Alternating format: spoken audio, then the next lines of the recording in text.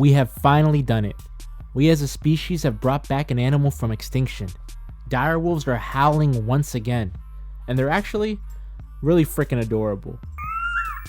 But what if I told you that isn't true at all, and this is all aroused to get more financial backing?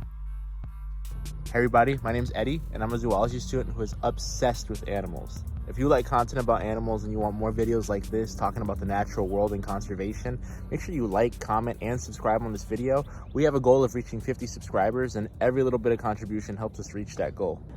So, Colossal Biosciences, a company based out of Dallas, Texas, recently has made claims they brought back dire wolves. You know, they have a video of the two pups, they're adorable, everything's going on. People are like, oh wow, this is de-extinction in the flesh.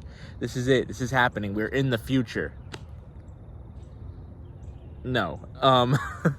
This isn't dire wolves being brought back per se. This is a bunch of scientists editing gray wolf genes to give a look of dire wolves that people expect. What do I mean by that? Let's first get into what a dire wolf was and what it isn't, okay? So dire wolves were big canids that lived in North America about 10,000 years ago. They hunted on the really huge just animals that were around at the time, like giant tapirs, giant sloths, mammoths. I mean, they would need a pack for a mammoth, but you know what I mean. Everything was just giant back then, if you catch my drift. So, of course, there needed to be giant dogs, giant wolves that would hunt the bigger things. Gray wolves still existed at that time. These other animals that we have today were still around at that time, right? It was just a different almost weight class, a different niche that they cohabitated with. So animals that we have today were probably in like a lower weight class, but they were still around. They were still around these large animals at that time.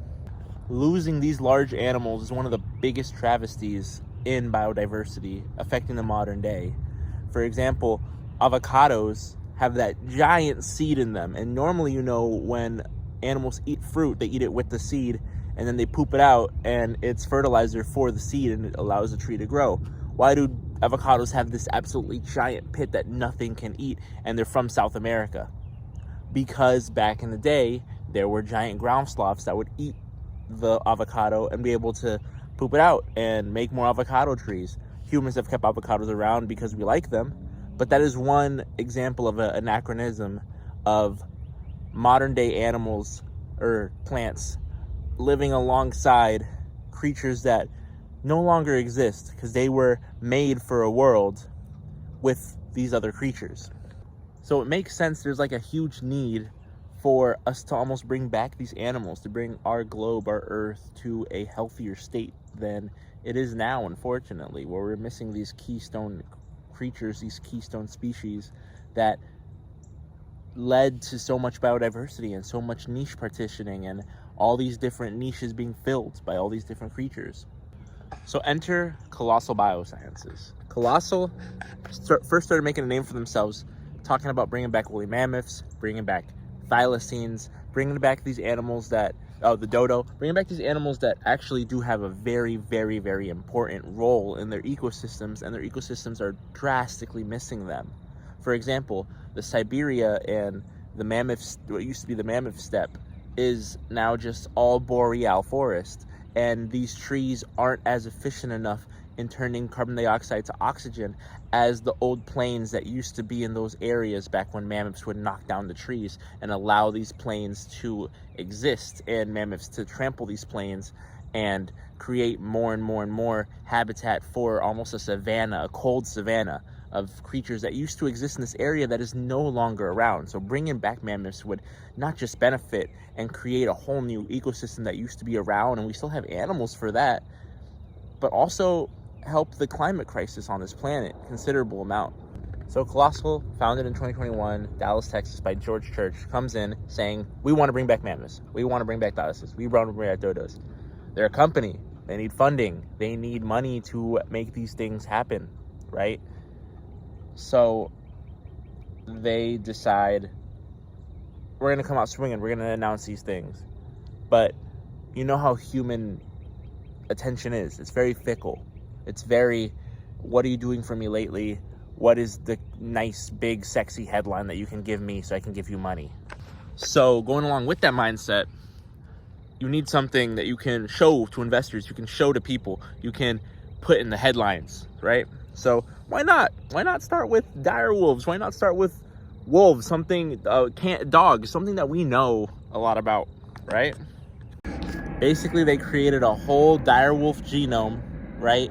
Saw what was different between the dire wolf genome and the gray wolf genome, and then tweaked the gray wolf genome accordingly. There's some people that say that there is an actual dire wolf genes in it.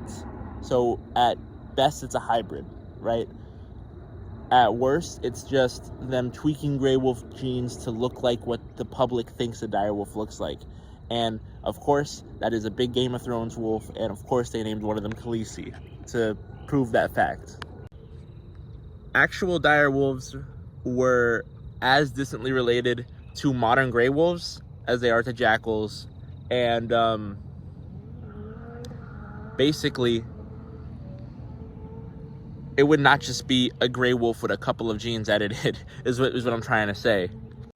Famously, dire wolves were in Game of Thrones, and they were just big, hulking wolves that were white, lighter colored, and, you know, they became famous for that interpretation, obviously.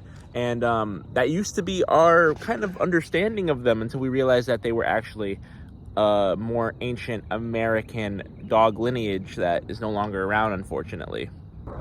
So Colossal went with that image of the dire wolf, the one from Game of Thrones, the one of a big wolf that's white and majestic and regal, right? And according to their video, they said that they got it from old conversations they would have with Native American tribes about wolves from the past. And that is commendable, that is respectable if that is the case. But unfortunately, that is not our modern understanding of what a dire wolf is. And their argument is that these are morphological changes, and for the intention of the environment, it doesn't really matter if it's 100% dire wolf or not, which fair, right? If it walks and talks like a big dog wolf, then it is a big wolf for the all intents of the word, right? And that's the argument they're trying to make. But, you know, we can't just go around touting things as, oh, the dire wolf's back, or oh, this is happening, or whatever. We need to keep it consistent, right? And what sucks about this the most is that these dogs aren't even going to go out into the wild. These dogs are going to remain in captivity and live the rest of their lives. You know, I hope they have great lives. I assume that they'll have great lives. I don't think Colossal's going to treat them badly. I just think that if your purpose is for adding to biodiversity, that's not adding to biodiversity, right? The niche that these dogs once had is no longer around. They hunted big animals, they hunted big prey, and we don't have that big prey anymore. You would need to bring back that environment to then bring back these wolves. So you almost would have to prioritize bringing back big herbivores, big camels, big tapirs, the American horses that used to be around. You have to prioritize bringing those animals back before you brought back a predator. But you say, Eddie, you're not having fun. This is fun. This is something cool. This is something sexy. This is a hot headline. Something cool. We brought back extinct wolves. What's the harm? And I'll say, okay, fair. We have done something that is flashy. We've done something that is big to get people's interest in science, in de-extinction up. That is a win. That is something cool. That is something that I can commend, right? But what I can't commend is, you know, being reckless. And, for example, you know, these surrogate dog mothers that I hope are being treated well, Colossal says they're being treated well, I assume they're being treated well, But, you know, these dog mothers did have to go through pregnancy and did have to go through all of this, just for humans trying to prove that they can do something. You know what I mean? And these dogs are going to be housed in captivity and not providing. They're just going to be a cool little exotic little thing, that exotic little pet that these guys have. You know what I mean? So ultimately, what do? We gave the public what they think a big wolf should look like. And they're not going to go out into the wild. They're not going to do anything. And now, of course, the hope is that eventually this will be refined and eventually it can happen. But you have to bring back all the herbivores first and everything. There is a part of me that is, of course, concerned with the fact that they're a company. They need to make money. And eventually, this can lead to a dangerous, exotic pet trade of wealthy people being like, I want a cute dog that is giant and different or whatever. And if that happens, that is a travesty, and I hope it doesn't. But there's a part of me that is concerned because of the fact that Colossal is a company and not just like a nonprofit or something. Now, I say all these things just out of concern. I don't want to ignore the fact or belittle the fact that this is actually a really big scientific, breakthrough in the fact that we got the public's interest into de-extinction. And also, in the process of bringing these dire wolf genes into these gray wolves, we have done significant strides in cloning red wolves, so that we can avoid them going extinct, because they're extremely endangered right now. And this can do massive things in helping animals that are on the brink of extinction now.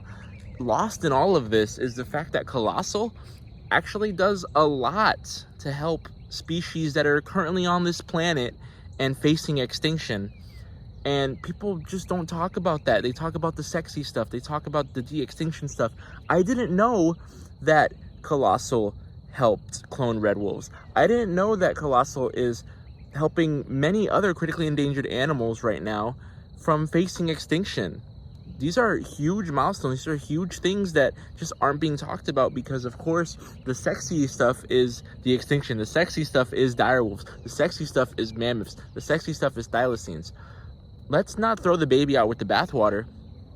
Let's realize that these are big strides that are happening to help our natural world, and we need to continue to push these strides. We need to continue to have these conversations. We need to continue to help the natural world. They're currently also working on bringing back the northern white rhino.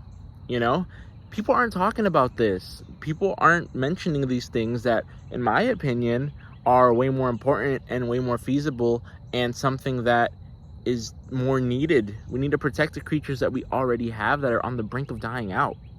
And Colossal is behind those things. So we have to give Colossal the credit where it's due.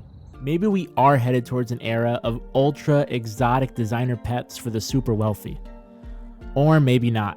But there is another iconic animal that was on the verge of extinction not that long ago that is now being commodified. And if you want to learn more about that, click at the video on screen now.